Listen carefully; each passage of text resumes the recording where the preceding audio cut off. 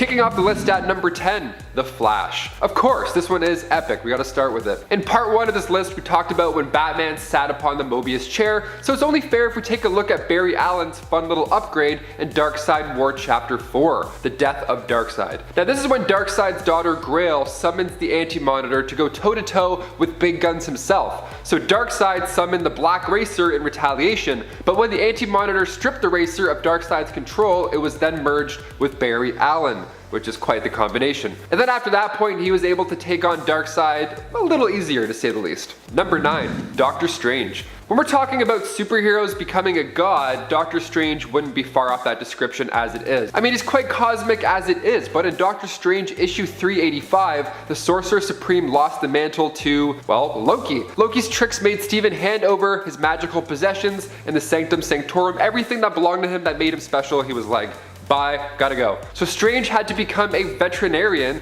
just a total career flip, which is great. So then Strange had to break into Asgard, find the World Tree, and then once he was there, Strange had to make an offering, and the tree opened his third eye, so he found what needed to be done. He had to make an offering, a sacrifice really, so he grabbed Bats, his dog, who Loki kind of already took care of, and then Strange felt nothing like before. He felt more magic than he's ever known. And after this point, Strange says he can see everything because he is everything. He is a god of magic.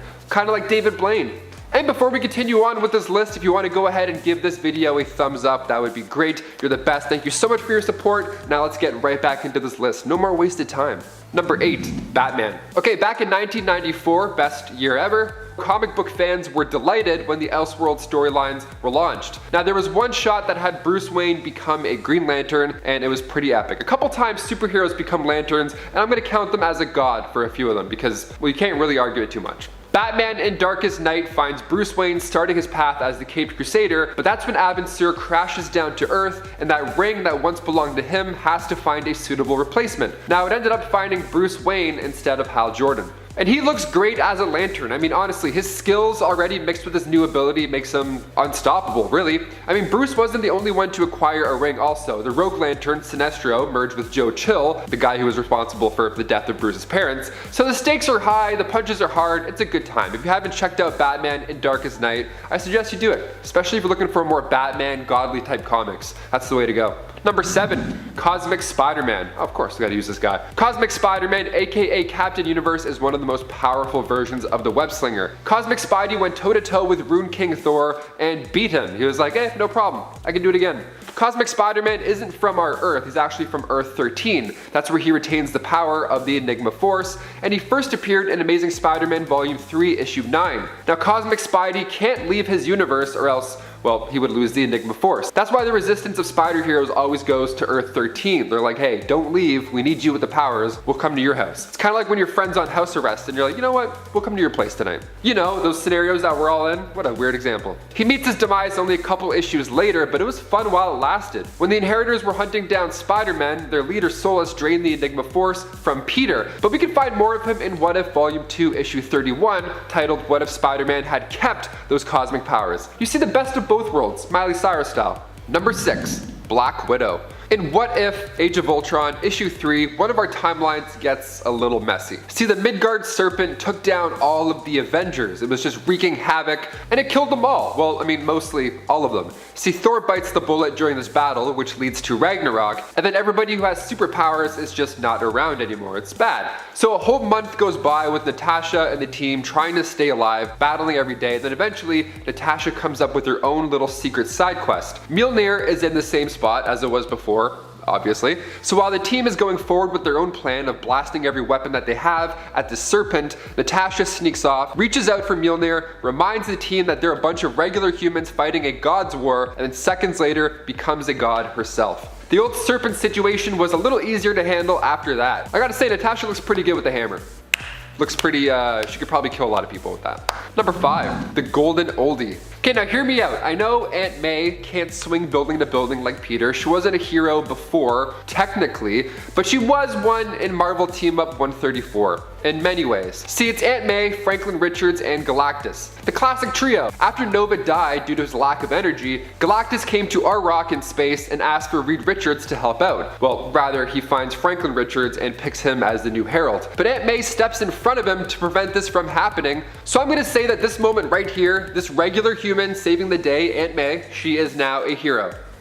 It's decided, now she's a hero. And then page 12 and 13, just seconds later, she becomes the Golden Oldie, which already sounds epic. But then when Aunt May finds out from Franklin that Galactus has a thing for Twinkies, the new Herald of Galactus, Golden Oldie Aunt May, searches the universe far and wide until she finds the best planet in the world, the Twinkie planet. So yummy. Which is a much more delicious planet for Galactus when it comes to feeding time. So she saved the day and also the planet. Way to go, Aunt May. Number 4, Captain America. Yeah, I should probably mention this one, seeing that I almost choked on my peanut M&Ms when it happened. Captain America, Tony Stark, and Thor. The big three are going toe-to-toe with Thanos in Avengers Endgame in the 3rd act. Now, the odds aren't looking good at this time. All the snapped heroes haven't really returned yet, so it's still looking not good. Tony is unconscious, Thor is about to get his own axe through his chest, and then Steve hucks Mjolnir at Thanos, and then the theater went nuts. Cap plus the Hammer of the Gods equals really fun CGI, a lot of good CGI. Cap lifted Mjolnir back in the late 80s in Thor 390, titled The Hero and the Hammer, so it's happened once before. But when Cap had the hammer, he didn't really enjoy the powers of a god. He said they were intoxicating, sure, but it belonged to Thor, so he quickly tossed it back to its rightful owner. What a gem. But those 6 guys got smoked by Cap with the hammer in that initial pull. Like, as soon as he picked it up, those 6 guys are like, that was crazy. Iron Man was actually the first to lift the hammer back in Avengers 122, back in the mid-70s. But then the hammer rules were a little bit different. You see, you could lift the hammer if you were in space, and you could lift it if Thor was also lifting it at the same time, but like, it doesn't really count. It's like when your little brother plays a game with you, but the controller's not plugged in. It's like, it looks cool, but you're not doing much. Number 3, Barry Allen. Making his first debut in Showcase issue 4 way back in the 1950s, Barry Allen, aka The Flash, aka the fastest man alive, has been a founding member of the Justice League, and after an experiment gave him super speed, he's been saving the day at blink and you'll miss it speeds. But then during the events of Blackest Night, Barry is being targeted by a black ring and is forced to get out of there, or else, you know, he joined the others as a Black Lantern. And then in issue 2 of Blackest Night, The Flash, Barry, is chosen to be the wielder of the blue power ring of hope, which adds to the super speed stuff quite a bit. So now he has the ability to heal other lanterns, and now he could even fly on top of the speed, which is pretty new for Barry. His imagination is only the limit here when it comes to powers, and he ends up partnering with fellow Blue Lantern Saint Walker in order to save Barry's grandson, Bart Allen. So it really works out for the best. They kind of kill it. Number 2, Mr. Fantastic. Since the early Fantastic Four days back in the 60s, Reed Richards has been known to be the stretchy smart guy, right? Now, in fact, he's considered one of the smartest people on Earth. He's a polymath who has mastered all of the sciences, be it electrical, chemistry, physics, aerospace engineering, that's a big one. But after the events of Secret Wars, Reed got an even bigger advantage when he convinced Molecule Man to strip Dr. Doom of his powers and instead give Reed the Omega upgrade. So after this, Mr. Fantastic was able to destroy Battleworld, rebuild Earth 616, and also bring his family back from the dead. Must be nice, that's pretty sick. And finally, number 1, Superman. Yeah, whenever the Man of Steel gets another upgrade, it's bound to be pretty impressive, even closer to god level. Now, I know he was already a god before, kind of with his powers, but it just gets even better. Before Darkseid and the Anti-Monitor went against each other in Darkseid War, Superman and Lex were taken to Apokolips, which was a mess, of course. And on top of that, there wasn't a sun in the sky, so Superman was getting to that 20% battery notification pretty quickly. Things aren't looking hopeful. He's losing his powers, it's not looking great. Lex had this brilliant last resort idea where Superman would fly down into the planet because it's filled with sun fire. Sure, not a bad call at all. But what ends up happening is far greater than they expected. The dark energy charged Superman back up, but it also turned him into a negative version. Not like, you know, he was sad, he didn't listen to like Evanescence and stuff, but he was the god of strength now, and also his morals just went out the window, so it made for a pretty entertaining ride. It was a nice change. Kicking off the list at number 10, we have Iron Man. The fear itself storyline is a wild ride. The serpent is after Earth and people are getting turned into statues. It is a absolute nightmare. Tony is fighting Mach in the streets of Paris and it's not looking good. So now we need another plan. What's plan B? Plan B was Tony getting permission from Odin himself, forge a weapon of his own on Nidavellir. Now Tony ends up making weapons for the entire team after sobering up. He was really slamming drinks down and then he prayed to Odin. You know, really going through it. And then in issue 7, Tony and the team now have an Asgardian makeover. Just walking, talking hammers of Thor, basically. Now they of course won, everything went back to normal, but Tony destroyed the weapons afterwards because, you know, you can't have those things lying around, obviously. Number 9, Star-Lord. Okay, we gotta go to film just for one point here because we can't leave this one out. At the end of Guardians of the Galaxy 1, Peter Quill, aka Star-Lord, was able to hold an Infinity Stone with his bare hands. He held the Power Stone. Now, this didn't go unnoticed. Even groups of beings in the past have tried to do that by sharing the power amongst all of them, and it never works. They end up going like, whoa, and they turn to skeletons. Now, his real father turned out to be a Celestial. He was a living planet. His name was Ego.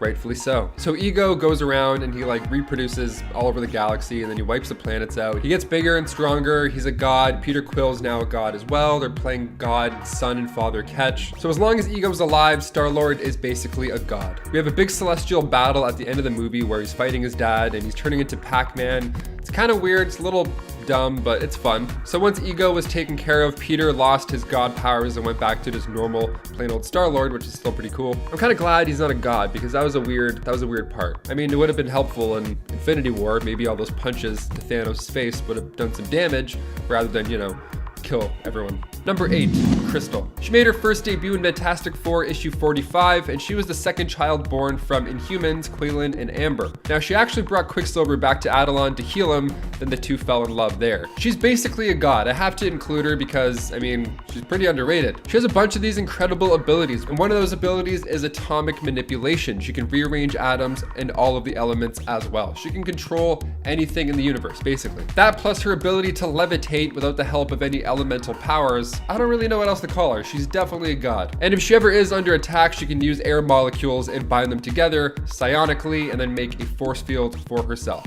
So you don't want to mess with Crystal. Very underrated, 100%. Number 7, Wolverine. Wolverine's been known to be the time travel guy. He makes the confusing runs because his regeneration ability allows him to really go deep. It gives him the advantage in Days of Future Past type plots. Now in Uncanny X-Men Annual, a villain named Horde comes in and wipes the entire team out, Wolverine included, but a single drop of blood saves the day. A single drop from Wolverine falls onto the Crystal of Ultimate Vision, and then bam, Wolverine now leveled up. He regrows his body with his new power, and then he brings the pain down on Horde. It's unreal. It's pretty amazing to see. Like, Logan is just so happy in these scenes. I mean, obviously he's a god, but he knows all the secrets of the universe. He's finally had peace. Look at him. He even referenced another X-Men who once became a god herself. That X-Men being number 6, Jean Grey. Jean Grey is a mutant born with telekinetic and telepathic powers. She was one of the original members of the X-Men, and seeing the potential in Jean's strength, the Phoenix Force attached itself to her while she was in danger during a space mission with the Fantastic Four. That all happens during X-Men issue 101. So now she's a Dark Phoenix and she's full of power, full on god mode. This dark, powerful cosmic force started to change her for the worse. She ended up destroying a solar system that killed like,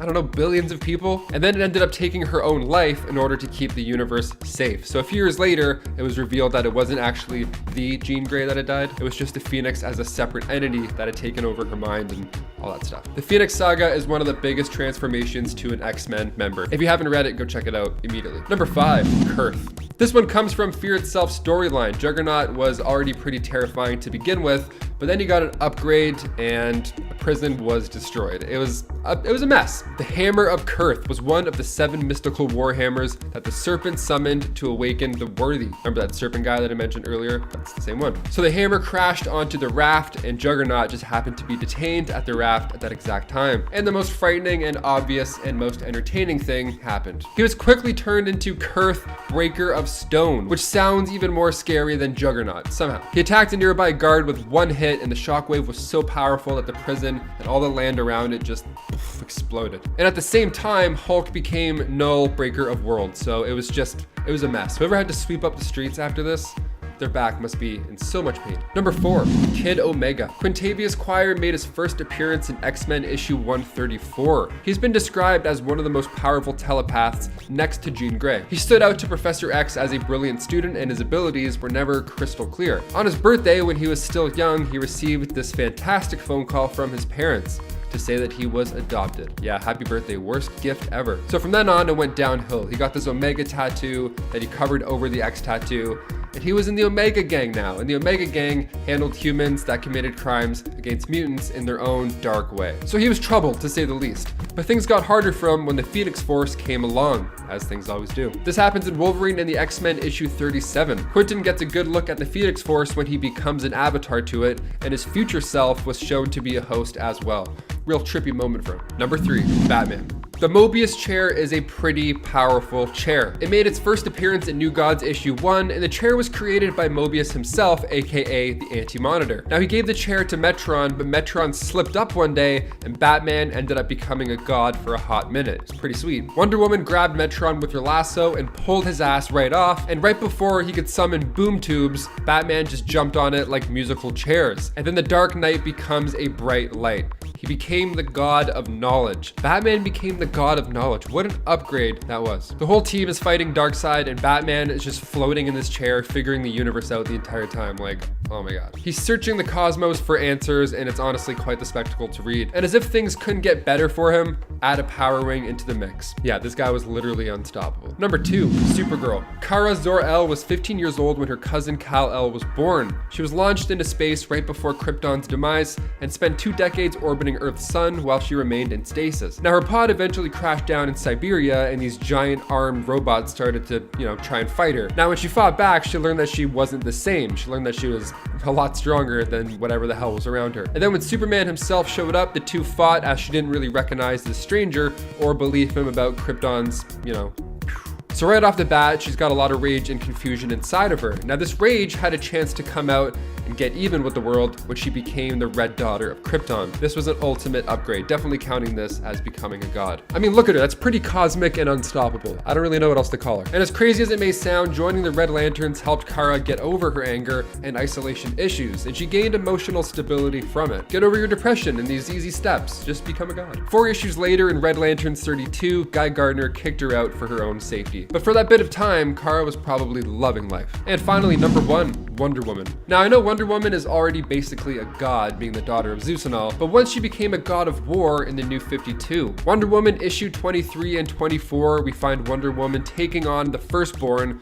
but it wasn't looking good for Diana. She needed help until she went god mode on everybody. Diana has to make the hard choice of driving a spear through Firstborn and Ares, so Ares gave Diana congratulations for being a mighty warrior, and Wonder Woman spared the Firstborn's life and took Ares to the River Styx. And then when Wonder Woman returned, the gods declared her the new god of war. Number 10, Harley Quinn. There was a time when Harley Quinn in the comics ended up being recruited by Granny Goodness of Apocalypse. She would end up going with her to Apocalypse and even end up being convinced by her to join her team of female Furies, who are effectively new gods. This only ended up being a thing for a few issues, but gave Harley a pretty rad new look and a hammer. During her time as a Fury, she took up the name Hammer Harleen. Because the female Furies are considered new gods, this technically made Harley Quinn a god, temporarily. The whole reason that she ended up joining in the comics was because she was on vacation and looking to take a break from her life, a bit of an escapism if you will, which this new cosmic role provided in spades. I mean, it's a pretty cool vacation if you get to just be a female Fury for a little while, right? However, eventually it was time for Harley to return to her life, and so she had to fight her way off the team in the end, because people don't really leave the female Furies peacefully. Also, I'm pretty sure she was not a great female Fury. We also see her time as a female Fury hinted at in season 2 of the Harley Quinn animated series. Number 9, Blackheart. Blackheart is the son of Mephisto, who would eventually seek to overthrow his father and become a ruler of a portion of hell. Just a portion. Not only was he basically born into godhood, but he also worked hard to earn it for himself, or he at least worked hard to employ other people to help him in earning it for himself. So, didn't really earn it for himself, I guess. Mephisto created Blackheart out of all the evil energy gathered from centuries of misdeeds committed on a hill in New York called Christ's Crown. Blackheart would eventually build a town around Christ's Crown that he would rule, but after being defeated by Wolverine, the Punisher, and Ghost Rider, he would recruit them to help him overthrow his father. Also, Wolverine, the Punisher, and Ghost Rider is like a pretty OP like gang of heroes, I think. Number 8. Korvac. Michael Korvac was a villain from the future who sought more power and influence, traveling back in time and becoming godlike in terms of his power levels when he managed to take on some of the power cosmic. Pretty sweet. His newly founded powers and the way he used them eventually attracted the attention of the Avengers, who he managed to defeat with the help of his romantic partner, Karina Tivan, daughter of the Collector, a name that was actually also given to the Collector's servant in the Marvel Cinematic Universe. She was named Karina, though I imagine she was not meant to be a stand-in for his daughter, so if you saw her and you were like, is that his daughter? Probably not. She was the one that got all like explodey when she touched the Infinity Gem. Not a good look. However, in the comics, in the end, Karina came to lose faith in Korvac, and it was because of this that he decided to take his own life and undo what he had done, using his powers to bring back the fallen Avengers. And friends, before we move on to this next spot, if you are loving this list, if you are loving it as much as I am loving it, be sure to show us some love by giving this video a thumbs up. Number 7. Savitar. Savitar's name literally means god of motion in Hindu, so it's no surprise that this villain is considered a god to some. He basically became a speed god, even going so far as to create a kind of religion, or at the very least I think we can call it a cult, surrounding him. He gathered followers and became known as their leader. Even in his absence, his cult, known as the Thunderbolt Agents at the time, flourished and grew, even without him. That's how powerful Savitar's beliefs are. Or believing in Savitar is, I guess. Savitar is also known for being an enemy of the Flash, and in the CW verse is literally the evil version of Barry Allen from an alternate timeline. But in the comics, not so much. In the comics, I think we still don't know who he is, actually. And I feel like that's been a thing forever, and is still a thing now, even in Prime Earth continuity. Who is Savitar? We don't know. Number 6. Apocalypse. Apocalypse became a god very briefly during the Otherworld tournament of Ten of Swords. Of course, some may see him as a godlike being all the time, but at this moment he truly was a god, just as his wife had been before him. Though here, Apocalypse was also able to show his strength and resilient will off, separate from the godlike power that he attained. Near the end of the tournament, an all-out war broke out when Apocalypse, after winning the battle against Genesis, refused to kill her. Annihilation took over Genesis, causing a war between all involved, including the Amenthi demons. However, Apocalypse would manage to wrench free the golden mask of annihilation from Genesis, sundering their connection. As such, the mask would then possess him, but Apocalypse's will was strong, and he was able to resist the temptation of its power. He simply used it to make the Amenthi stand down, causing a ceasefire basically. Saturnine would then remove the mask from Apocalypse and turn it into a staff, ba-boom, with her magics, making it much less of an influential artifact from there on out.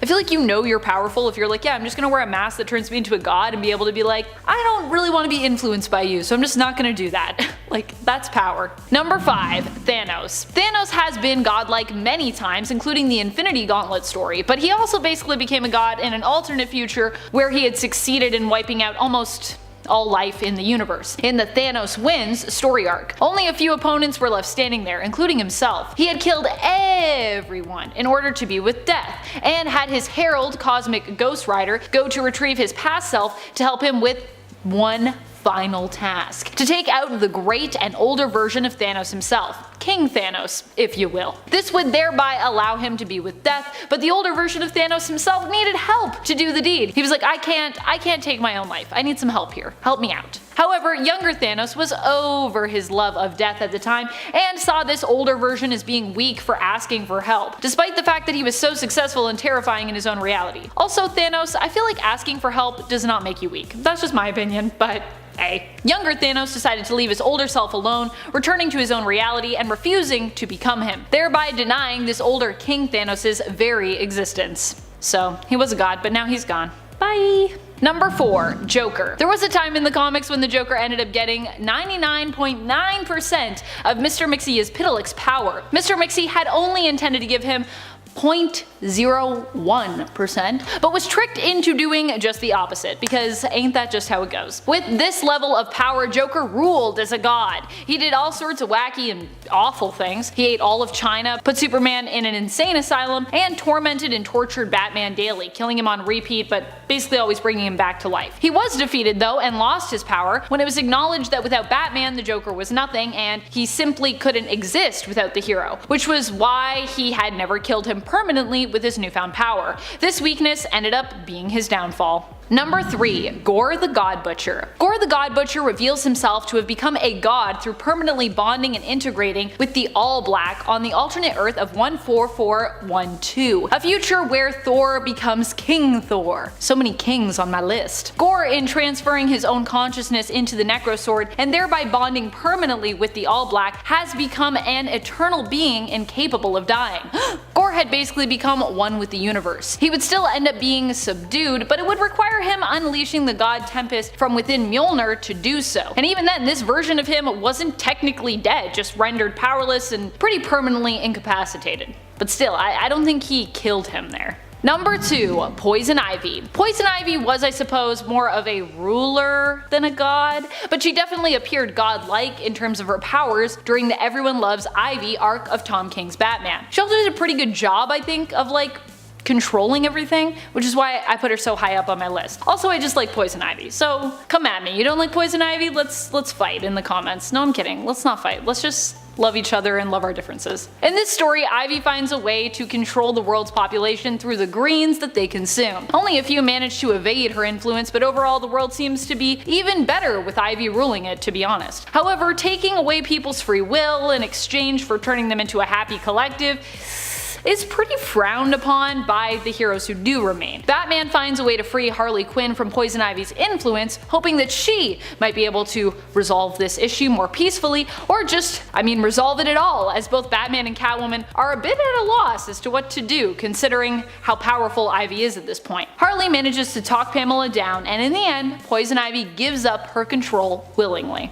But also, how cool would it be if Ivy just continued to rule the world, and that was DC now, and that was just how it went forever? I personally would read that comic book. I think it'd be great. Number 1. Dr. Doom. Dr. Doom ended up becoming a god during the recreation of Battleworld. When the incursions happened, he was the one to stand up and take on the power of Molecule Man in order to try and save the multiverse. He wasn't a great god in this new world, but hey, he did his best, stitching together all the alternate worlds with the Earth of 616 to save each in creating a patchwork-like interconnected reality where each alternate Earth basically became like a province or a territory in this new battle world, which God Emperor Doom himself ruled over. In the end, Doom was convinced to give up his power in order to make things right, and turn the universe back into something similar to what it had been previously. He would pass on Molecule Man's power to Reed Richards, who in turn would alter reality so that Doom's face would be healed again, and so that Doom would believe the Fantastic Four were no more, which allowed him to finally be happy, ending the story with a big Dr. Doom smile. How lovely. Number 10. Storm. Aurora Monroe is descended from a long line of African priestesses who all have white hair and the potential to use magic. Her mother was a princess who married an American photojournalist and moved with him to Manhattan, where Storm was born. They moved to Cairo when she was 6 months old, but when she was 5, her parents were killed, leaving her an orphan. She lived as a thief for a while before eventually making her way to Kenya, where her weather-controlling powers made her be worshipped as a goddess. Now, this doesn't make her a full-on god, but that came later when Black Panther told her that her ancestors had passed down the gift of godhood, and with the power of the faith of the Wakandans, she leveled up and became a true goddess. Number 9. Wonder Woman. As stated in the intro, we aren't talking about characters who were always God, but Diana, Prince of the Amazons, is technically a demigod, so she manages to qualify. Despite her half-god status, she did eventually join the big leagues when she became the mentee to Ares, the god of war. The two worked together until they were forced to fight the Firstborn. Firstborn wants to kill Ares to become the new god of war, and although Diana and Ares valiantly hold off Firstborn's army, Diana is eventually forced to kill Ares herself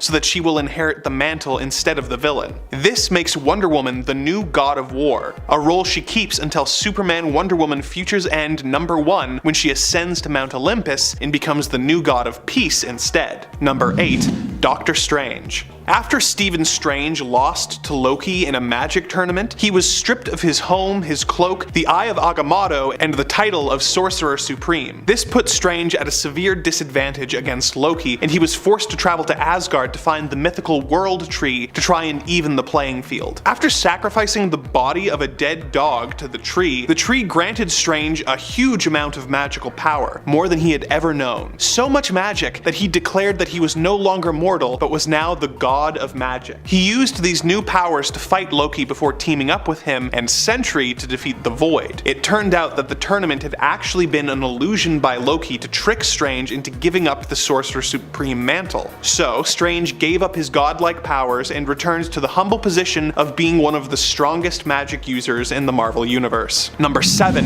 Hal Jordan. When Darkseid and the Anti-Monitor went to war and Darkseid was defeated, it left a huge power vacuum in the universe. Darkseid's forces, the Parademons, attacked the base of the Green Lantern Corps, the planet Oa, in order to claim their power battery for their own and merge it with their own alien tech, the Mother Box. They fought off all the Green Lanterns and all seemed lost until the arrival of Earth's most powerful Green Lantern, Hal Jordan. Hal merged with the battery and the Mother Box, and as a result was given unlimited power and knowledge and became the God of Light. He used this power to wipe out the Parademons and restore the fallen Lanterns to life. He recognized that being a god would mean giving up his free will and decided to abandon his new powers and return to being a regular Green Lantern. Number 6. Spawn. When the demonically powered hero Spawn discovered that his ex's children were really Satan and God, he came into contact with an even more cosmically powered being known as Mother, who had granted God and Satan their powers and given them Earth as a realm to rule. Disappointed with her children's constant fighting, she decided to give Spawn the infamous forbidden fruit, which will give him the necessary powers to defeat the two opposing forces and force them into peace. He defeats God and Satan with his new god powers, and then to top it off, recreates the Earth. Number 5. Superman.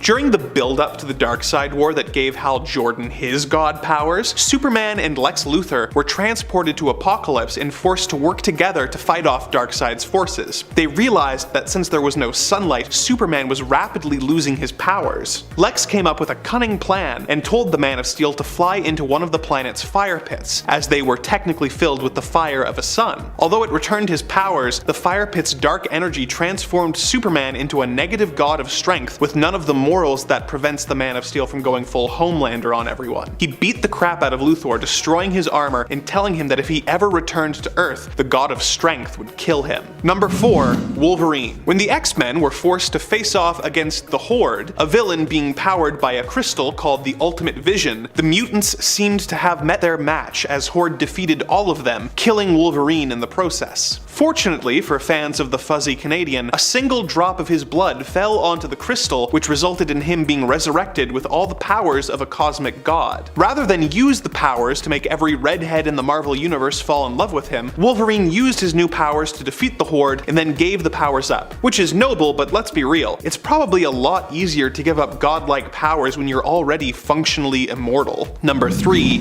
Batman. After years of putting up with the other Justice League members poking fun at the fact that he had no powers, Batman got the last laugh when he was granted the cosmic powers of a god. This was before the Darkseid War, when the heroes had to face off with the Keeper of Metron, the keeper of all knowledge in the universe, who sits atop the powerful Mobius chair. Wonder Woman used her lasso to dethrone Metron, but the chair was about to summon a boom tube to escape. In order to keep the Mobius chair from disappearing, Batman muttered a quick, "It's Mobin time," to himself and sat on the chair himself, being instantly transformed into the God of Knowledge. His first use of the infinite knowledge was to confirm the identity of his parents' killer and to try and find out the true identity of the Joker. Even as a god, he was shocked when the chair informed him that there was actually 3 Jokers, but that's a different story. Number 2. The Flash. Despite all the flack Superman gets for being overpowered, no one really seems to talk about how ridiculously overpowered the Scarlet Speedster is. During the Darkseid War, Darkseid tried to win the conflict using one of his greatest weapons, the Black Racer, who had become the new god of death. The Anti-Monitor countered this by taking control of Barry Allen and making him merge with the Black Racer, resulting in the Flash becoming the new god of death. It was this god who the Anti-Monitor used to kill Darkseid, creating a power vacuum in the universe whose ripple effects are still being felt in the DC universe to this day. Number 1. Iron Man. When Iron Man and his space friends went off planet to fight the villain Korvac, who planned to use the power cosmic to give himself godlike powers, Iron Man was unable to stop him. In a desperate last-ditch effort, Tony decided to also expose himself to the power cosmic. He was granted vast godlike powers and used them to fight Korvac in a massive interstellar battle until the gods of the Marvel Universe intervened and took Korvac into custody. Tony decided he would use his new powers to fix Earth and started by granting everyone in New York a Tony Stark level IQ. Although Reed Richards complained that this had actually made him dumber, everything seemed to be going alright. However, as usually happens when Iron Man plays God, things soon began to go horribly wrong. Number 10. Iron Man.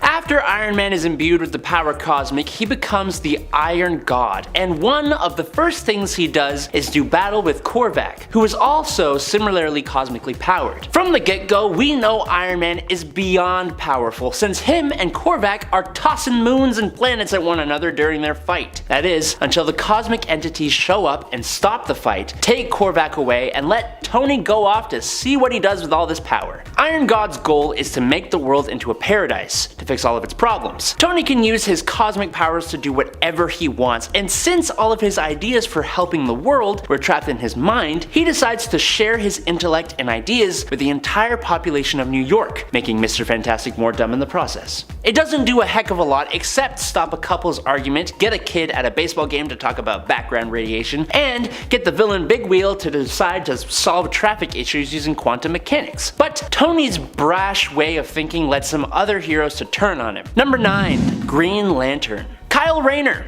One of the most powerful Green Lanterns. With the power of Ion, he's resurrected the Guardians of the Universe. But what do you know, he became even more powerful. During the New 52, blue, red, yellow, indigo, and violet rings show up and claim him as their user, with the orange ring eventually doing the same, making him the only individual who has ever harnessed every ring of the emotional spectrum. After a while of struggling to balance this power, he does eventually gain mastery over every ring and becomes the White Lantern. Green gives him the ability to make hard-like constructs, only limited by his comic book artist imagination. The yellow ring allows him to sense the fears of his opponents. He can use the caustic red plasma of the Red Lanterns, he can teleport like the Indigo Tribe, and cause others to experience love, which is the Star Sapphire power. The blue ring allows him to instill hope in others, and the final orange ring allows him to create members of his Lantern Corps out of hard light. He can heal injuries, phase through objects, be invisible, create force fields,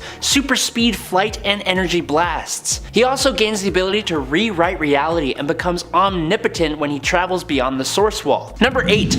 Hercules. Hercules is an incredibly powerful Olympian who is on par with, if not stronger than, Thor. But one of his most powerful moments was during the events of Chaos War when the Chaos King attacked. Amadeus Cho uses ancient artifacts to become a god, but since he is a mere mortal, he can't handle it and transfers the powers to Hercules instead, making Hercules like a double god. But with this power, Hercules is able to fly, teleport, and release energy from his hands and eyes. His strength was amped up to ridiculous levels, and he was even able to win a confrontation with the Council of Godheads. He could summon Galactus and Eternity to him against their will, and defeated Zeus, who just beat up Galactus. He could give others powers too, giving all the heroes the power of flight. He could grow to the size of a planet to fight the Chaos King with his fists, eventually defeating him, and to close out the story, Hercules used his power to undo all of the crazy stuff that the Chaos King did, and then he became mortal again.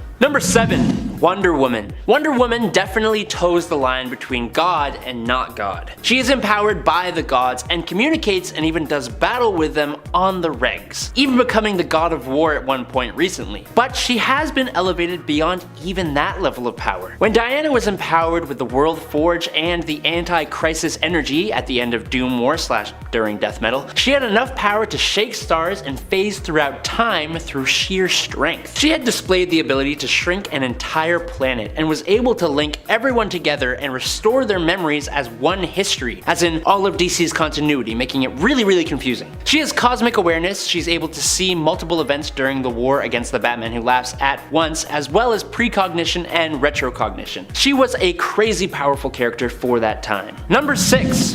Batman. Batman's god-like abilities came fittingly in the form of him becoming the god of knowledge. Bruce has obviously always used his cunning to even the odds between him and far more powerful foes, like Darkseid as an example. So his mind really is his best weapon, and in this form it was likely one of the most deadly weapons in the universe. Metron, the god of knowledge, has his position usurped by Batman when he is pulled off of the Mobius chair by Wonder Woman. Now Bruce takes the title for himself by waltzing up and sitting his cape buttocks upon the Mobius chair, granting him with the answer to any question that interests him, plus teleportation and basically omniscience. His first question is to validate that it really was Joe Chill who killed his parents. 'Twas, and he torments him. And his second question was about the true identity of the Joker, which led us to the insane realization that there are actually 3 Jokers. Number 5. Beta Ray Bill. If you don't know who Beta Ray Bill is, you need to check yourself before you wreck yourself, yo. He did not just happen to pick up the hammer of Thor, Mjolnir, being the first person canonically to do so, but he even beat up Thor in a mano-a-mano combat to claim ownership of said hammer. Despite his utterly monstrous appearance, Bill was actually a pretty swell guy, and quite the friendly hero, definitely worthy of the title of a god. He was so kind that even after beating Thor a second time to decide who would keep the hammer, he gave it up and let the young god keep his weapon. Odin was so impressed by this display of humility and honor that he had a hammer especially made for Bill that had the same properties as Mjolnir, granting him the ability to become a god of thunder just like Thor, but more horse-like. Number 4. The Flash. The Flash became something that no mortal can outrun: death. Well, actually I should say, Barry became bonded with the Black Racer and basically killed Darkseid, and then he basically became the god of death. But Barry doesn't really want that kind of life, so he tries to outrace death and all the things that death affects. Now death shows Barry a vision of his mother's demise and basically explains that that kind of thing is a part of life, that the deaths of others, even those we love, shape who we become. But Barry still resists somewhat when he's ordered to reap Iris West, and Barry tries to fight the Black Racer. Now the only problem is that Barry soon realizes that without a Black Racer, every single person on Earth will pass away. There needs to be a Black Racer to keep things like that in check, and he accepts his new role as the god of death. Number 3. Shazam. Shazam was already imbued with the power of various gods, placing him well above the ability of any other mortal. But after the death of Darkseid, he didn't just become a deity of any single attribute. He was the deity of deities when he was given the title the God of Gods. The mythos of Shazam has always been that his name is made up of the first letter of the 6 gods who fuel his abilities. So that's Solomon, Hercules, Atlas, Zeus, Achilles, and Mercury. As Shazam takes on his new title as God of Gods, 6 new gods, whose initials conveniently spell out his name still, give Shazam new powers. Strength from Siva, the fire, death, and recreation from Hronmir, clairvoyance, war tactics, memorization, and divine grace from Anapel, the power boost and dimensional travel of Zanuz, aka Yuga Khan, willpower, immortality, and indestructibility of 8, and the magic of Mamaragan.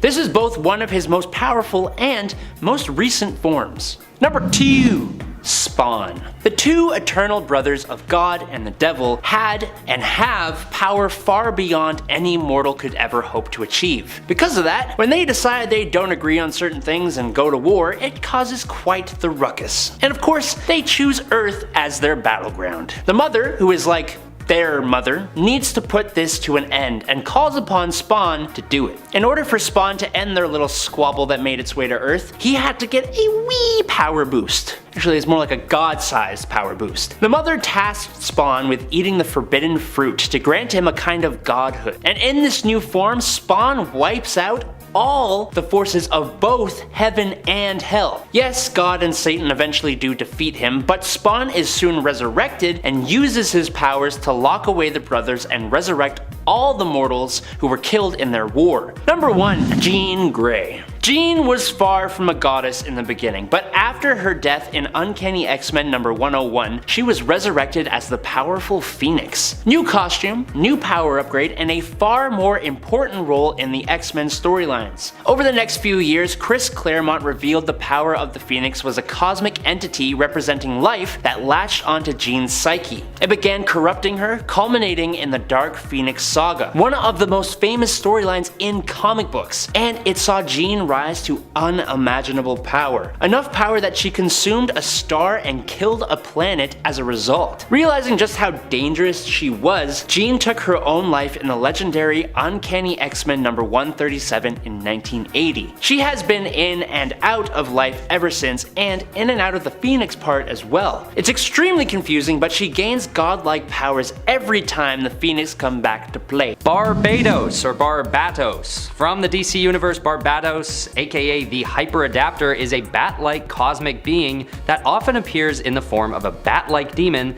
that can traverse time and space freely. But in the new 52, the character is reimagined as the god of the dark multiverse and the first incarnation of Batman. Yes, you heard it right. This super evil demon god is actually known to have taken the form of a bat in Wayne Manor, which Bruce takes as a sign from his late father to commit to the Batman mantle. I don't know why he does this though, because Batman then commits his whole life to fending off evil forces. It's sort of a trade-off, because although Batman goes on to become, well, Batman, Barbados ends up using the hero as a portal to the multiverse, and starts work on assembling his own roster of evil Batmen, called the Dark Knights. This would include Batman Who Laughs, among others. Number 9. Parallax. Parallax isn't technically or officially a god, but they are one of the manifestations of the emotions of the color spectrum, an avatar and physical manifestation of fear, what the color yellow represents and embodies, at least over at DC Comics. And they are also a cosmic entity who is super ancient and powerful, so I think in regards to Green Lantern lore and importance, we can put them on god level. Parallax was the one responsible for taking over Green Lantern Hal Jordan, feeding on his own fear and insecurities over the years. In fact, the graying of his hair at his temples was later pointed out as an indicator of Parallax's growing strength. Fun fact. At least that's how some people saw it.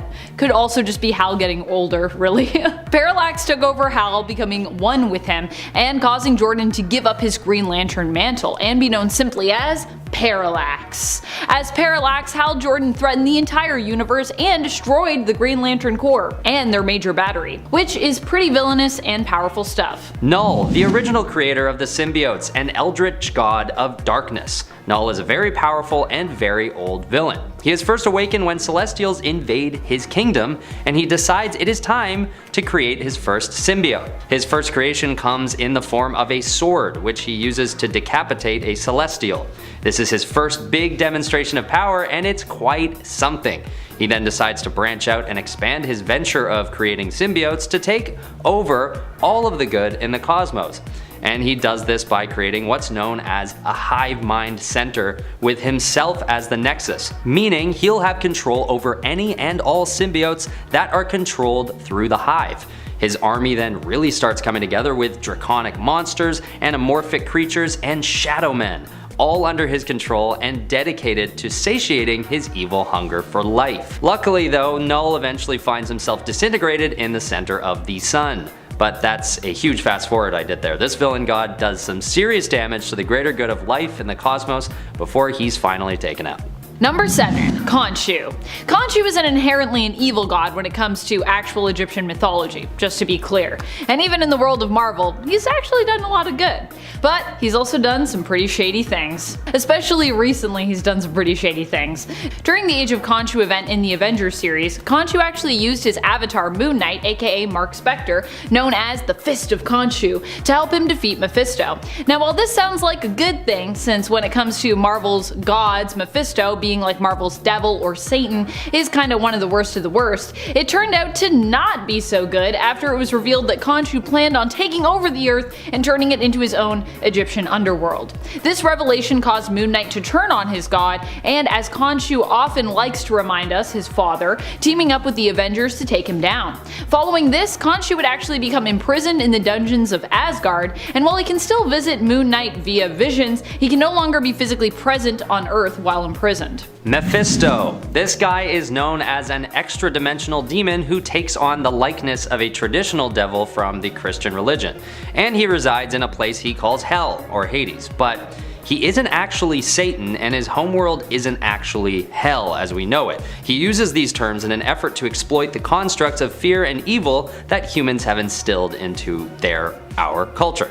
Although he does have ties to the original story of Adam and Eve in the form of the snake in that tale, so I don't know, seems kinda Satan-y to me. But His origins are widely understood to be unknown, and one of the only theories comes from the story of Nemesis.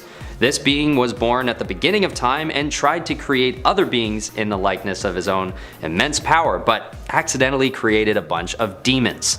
And as you guessed it, Mephisto is one of these demons. Nemesis then ends his own life and becomes the Infinity Stones. That's just a side bit of lore for you, in case you didn't know. But thank God the Infinity Stones are banned for demons, because if Mephisto got his hands on those, it'd be all over. Number 5, Perpetua. I kind of feel bad actually that Perpetua is only like halfway up this list, but that's alright. She had her time in the sun. It has come to a close. Perpetua has to be one of the most powerful godlike beings in all of DC Comics. She basically sought to take over and destroy all of the multiverse so that she might rebuild it in her own image, but was stopped by her children and trapped in the Source Wall. By the way, one of her children is also on this list. See if you can figure out who it is.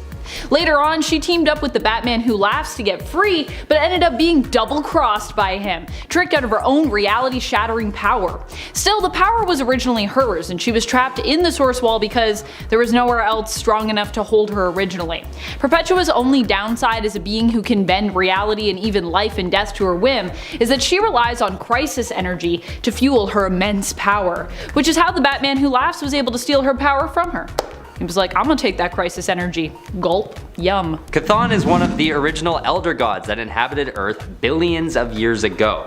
Over time, Chthon becomes the first black magician on Earth after studying the mystical forces of the universe. Unfortunately, about 1 billion years ago, these Elder Gods that Chthon was a part of degenerate and start turning into demons, Chthon included. Luckily, one of them, Gaia, avoids this transformation and keeps her pure form, giving birth to Adam, who makes it their duty to slay these demons. But Chthon avoids the God Eater and escapes by creating another dimension known as the Flickering Realms. Chthon's writings are left on Earth in the form of scrolls, which are eventually bound together into the Darkhold. So his influence continuously finds its way back to Earth despite his banishment to this new dimension. He even possesses Modred and eventually Scarlet Witch for a time to keep pushing his evil magic agenda on his original home of Earth. Number 3, Darkseid. Another guy that doesn't know how to chill. Even though Perpetua can literally bend reality to her whim, Darkseid is constantly in the DC universe, which means he basically has to always exist. You can't ever really defeat him because Darkseid is. What is Darkseid? No, he just is. Every time I say this in a video, I'm like, it sounds so confusing, and I feel like anyways, I'm gonna explain it to you right now. Darkseid is a short phrase that implies that Darkseid will always exist. This also extends to the idea of what Darkseid represents. The phrase was actually introduced by Grant Morrison, and to me it has always embodied the idea that Darkseid is more than just the being. He's the feeling, the fear, the destruction, and in some cases, the oppression that Darkseid represents. Even without Darkseid, those things still exist, and so in a way he can never really be gone. But also you can interpret this phrase more literally, as after all, Perpetua may have been a powerhouse, but she's gone now, while Darkseid still is. Anti-Monitor. We all know this guy. He's a real thorn in the side of everything good in the universe. He's also another one of those characters that finds his origins at the very dawn of time. Okay, so he's not around since day one, but almost. He's first created as the result of a conflict on the ancient planet of Oa, during which the inhabitants fight it out over the decision of whether to destroy all of the evil in the universe or only some of it. It's crazy how petty wars can be, eh? Even in the ancient cosmos. Anyway, the bad guys go to a dimension called Qord, where Anti-Monitor is birthed. In the Positive Matter universe, the Monitor is also created, the counterpart to Anti-Monitor as you can tell, and you best believe those two end up fighting. But it's no normal war. They battle it out for 1 million years, and I'll save you 1,000,000 years and skip to the end, it ends in a tie. They both go unconscious and hibernate for 9 billion more years. Of course, this is just the beginning. Anti-Monitor comes in and out of pretty much every DC character's story at one point or another as a major threat, and I'm sure you can guess why. Number 1, the one below all. Probably one of the most powerful of all gods in the Marvel Universe. Definitely the most powerful god I would say, on this list. The one below all is the dark counterpart to the one above all, which is seen as the creator of all the Marvel Universe and multiverse besides, one of the most powerful beings of goodness in the whole of Marvel Comics. Likewise, the one below all is therefore one of the most powerful beings of evil. They are typically connected to gamma mutates, and can control and manipulate those who have been mutated by gamma radiation. The crazy thing is that without the one below all, we actually can't have the one above, and vice versa. One cannot exist without the other, and so with them both comes a whole lot of bad and a whole lot of good. Number 10. Explorer. Explorer is one of the elders of the universe, some of the oldest living beings and entities to have ever existed.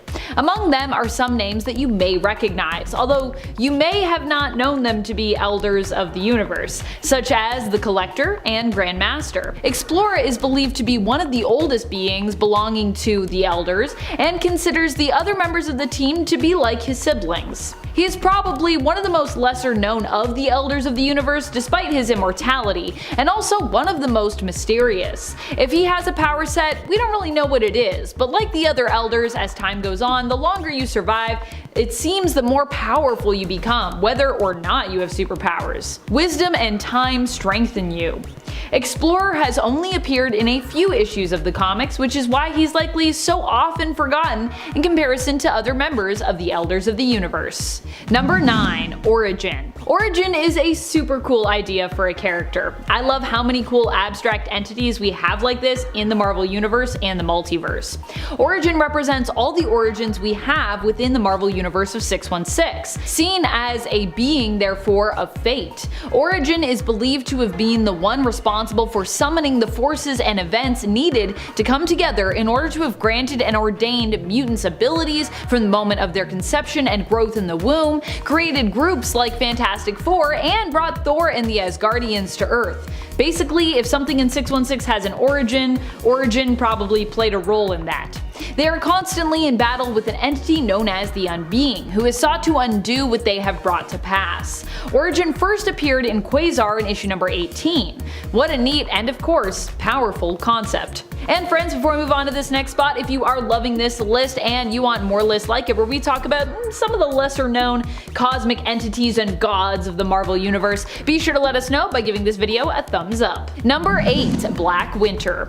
Black Winter is an entity that feels weird to me to have so low on this list, but at the same time, despite being a multiversal god-like cosmic being, they did recently get their metaphorical butt whooped by Thor in the comics. However, that's likely not the end of this cosmic entity, despite them appearing to have died there. There was a lot of foreshadowing that they brought with them when they appeared in the first story arc of Donny Cates' current 2020 Thor series. The Black Winter was formerly known as the Creeping Plague in the comics when they first appeared, but over many years revealed themselves more fully in the comics, being known by the name of Black Winter, as they generate a dark eldritch snowfall which can destroy anything that its flakes come into contact with.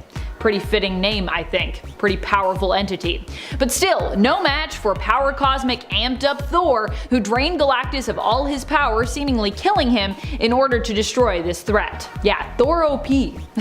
If Thor was someone that we didn't know about, he would be a great person for this list. But as I said, we all know Thor, right? Who doesn't know Thor? If you don't know Thor, I don't know, you don't know Marvel at this point. That's something you gotta know. Number 7. Witchcraft. Witchcraft is the goddess of witchcraft. As far as I know, she's only ever really appeared in the Scarlet Witch series, showing up there once. The goddess of witchcraft is, as she sounds she would be, the goddess of all magic and pretty much all magic users. Scarlet Witch sensed that something was wrong with magic and the goddess, and realized that witchcraft was basically being targeted by another abstract entity and god, Chaos. Chaos sought to destroy witchcraft and pretty much succeeded in the end, but Wanda's mother, Natalia Maximoff, also a powerful witch, sacrificed her own soul to bring back the goddess of witchcraft and to resurrect the powerful witch and Wanda's mentor, Agatha Harkness. Witchcraft is so cool, both the goddess and just like the whole world of it within Marvel. Such a cool idea. I need to go read more Scarlet Witch now. Excuse me. Number 6. Chthon. Chthon is the god of chaos, known for their attachment to the Scarlet Witch, aka Avenger Wanda Maximoff. Her powers of chaos have been tied to this god in the past, and at times, because of their ties, Chthon has even tried to break through into the earthly plane through her by attempting to possess her. Well, succeeding in possessing her and then basically having to be like defeated is more what happened. Chthon actually belongs to a group of earthen gods known as the Elder Gods. Why does that sound so spookily familiar? The Elder Gods. Chthon is actually believed to be the most powerful of all the Elder Gods actually. He has connections to dark magic and chaos magic and is not just a powerful god, but also an immensely powerful mystical force besides. Basically, just bad news. If Chthon shows up to the party, get out of there, it's gonna be chaos all over the place. Number 5. Volknar the Exhumer. Thanks to Eternals and Guardians of the Galaxy from the MCU, the Celestials have become a more common Marvel god group, something that you can throw around at a party with a bunch of people that, you know, haven't read all the comics and they'll be like, I know who the Celestials are.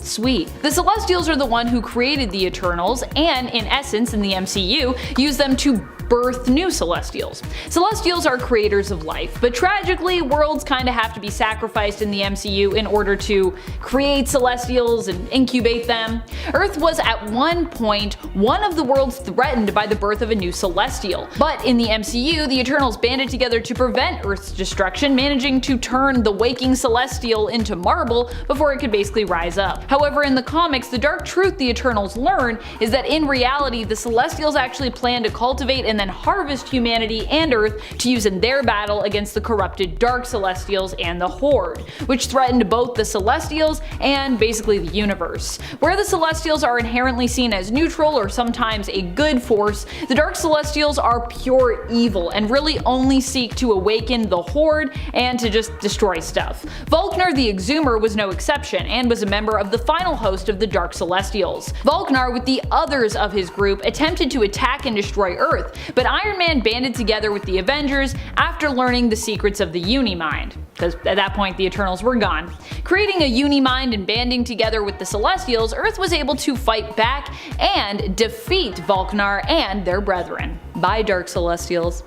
Except not really, because, you know, Celestials are hard to destroy, but you can stop them if you try really hard and you believe, and you create a Unimind. Number 4. Eternity. When it comes to the main comic book continuity of Earth 616, basically that's what Eternity is. Well, Eternity and his sister Infinity kind of. Together they embody the 616 universe. Eternity is also an abstract entity that represents time as well, making them pretty epically powerful.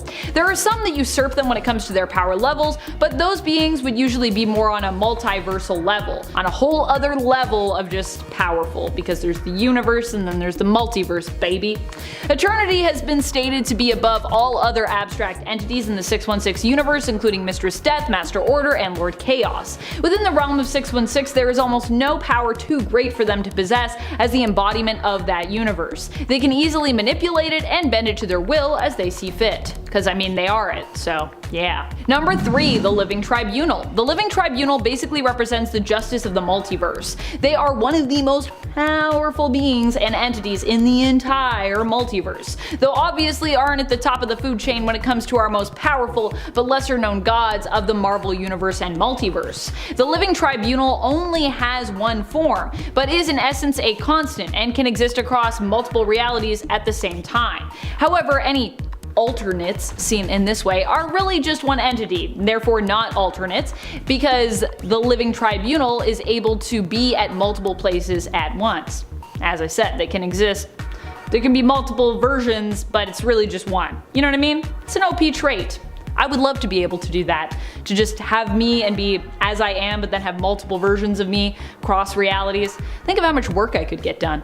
The Living Tribunal in essence represents the Marvel multiverse and exists to uphold its integrity and stability, working as the force of justice within the multiverse. The Living Tribunal also has power levels that are off the charts, and at one point a version of Adam Warlock took the place of this powerful entity after the Living Tribunal died, becoming the new Living Tribunal. Adam Warlock, Living Tribunal, here to do the job. There are lots of Adam Warlocks across the multiverse. Number 2, the one below all. I mean, it's really hard to say between these top two, points who's really the more powerful between them, as they're kind of like different sides of the same coin. But this is what I decided to go with. If you disagree, you can let me know in the comments. I'm cool with that. We can have a debate. It'll be fun.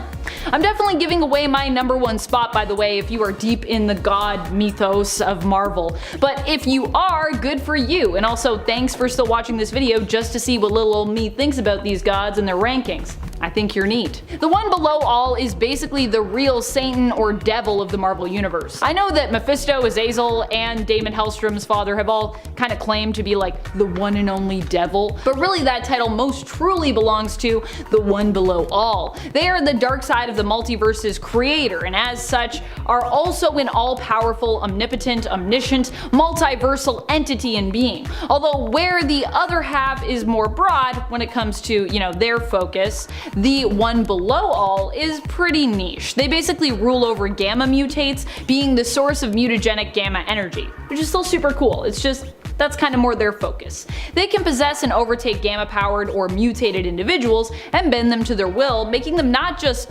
powerful, but also a pretty scary entity overall. And if you want to learn more about that, you can check it out in Immortal Hulk, which if you haven't read it, you should read it because it's the best thing since sliced bread. #1, the one above all. The one above all is so powerful they don't even have their own designated universe. Instead, they exist in all of the universes, being a multiversal entity and constant. And yes, if you haven't already guessed, they are the other side of the coin when it comes to the one below all. In essence, the one above all is like the god of the Marvel comic book multiverse. They are the creator of all things, and despite the existence of many other gods and immortal constants, both good and bad, they exist pretty much above them all. The one true power of the multiverse. They are seen to be an omnipotent and omniscient being who can do all and see all. It is believed that everything that exists in the multiverse was in fact ultimately created by them. Out of respect for the two major creative forces that started it all, the one above all has at times appeared to resemble both Jack Kirby and Stan Lee, often considered Marvel's founding fathers, which I think is also super sweet and appropriate. Who would the one below all though be? Who's like the Satan of Marvel?